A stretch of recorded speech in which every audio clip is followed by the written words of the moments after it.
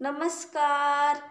वास्तुशास्त्रात प्रत्येक वस्तूचे नेम आणि ठेवण्याचे ठिकाण ठरवलेले आहे. त्यानुसार घरातील वस्तूची मांडणी केलेली आहे.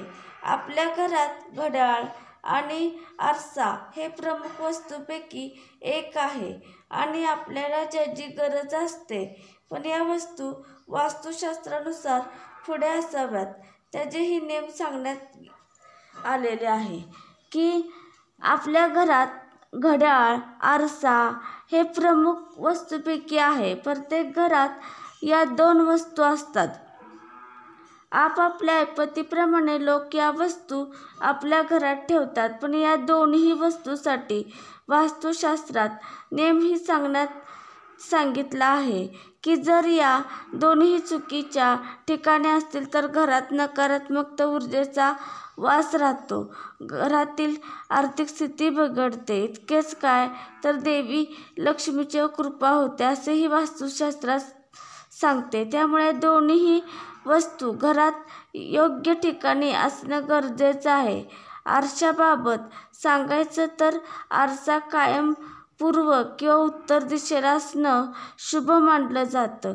उत्तर या दिशेला आरसा असणं शुभ मानलं जातं. कारण उत्तर ही कुबेराची दिशा आहे.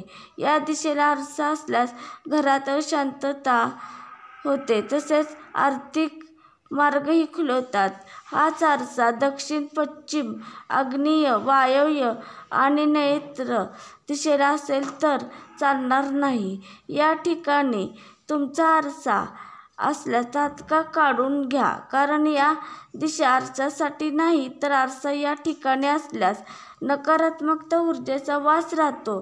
तसेच वास्तुदोषामुळे आर्थिक स्थिती खालावते. आरशाप्रमाणे घड्याळाची दिशाही ठरवून दिलेली आहे. वास्तुशास्त्रानुसार घड्याळ कायम उत्तर किंवा पूर्व दिशेलाच लावले पाहिजे. कारण उत्तर दिशेला धनदेवता कुबेराचे राज्य आहे तर सर्व देवता या पूर्व दिशेला विराजमान आहेत. त्यामुळे दोन्ही दिशा शुभ मानले जातात. या दोन्ही ठिकाणी घड्याळ असल्यास त्याचे सकारात्मक परिणाम मिळतात. जीवनात सुख समृद्धी राहते. तसेच उत्पन्नाचे नवे स्रोतही खुले होतात. घराच्या दक्षिण दिशेला चुकूनही घड्याळ लावू नये.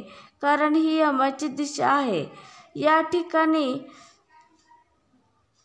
घरात कायम आजारपण, आर्थिक स्थिती ढासळलेली पाहायला मिळतं. जर तुमच्या घरात या ठिकाणी घड्याळ असेल तर ते काढा आणि पूर्व किंवा उत्तर दिशेला लावा. माझा व्हिडिओ आवडला असला तर लाईक व शेअर व कमेंट व सबस्क्राईब करा. धन्यवाद. श्री स्वामी समर्थ.